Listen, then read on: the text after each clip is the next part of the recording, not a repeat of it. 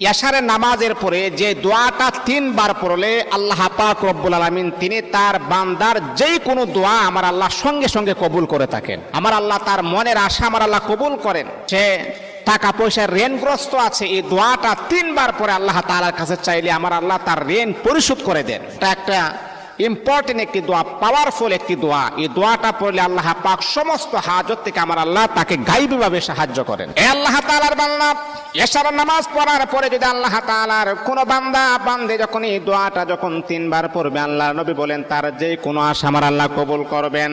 ব্যবসা বাণিজ্য লস হচ্ছে, আমার আল্লাহ তাকে লাভবান বানায় দিবেন। মনের আশা কবুল হচ্ছে না, আমার আল্লাহ মনের আশা কবুল করে দিবেন।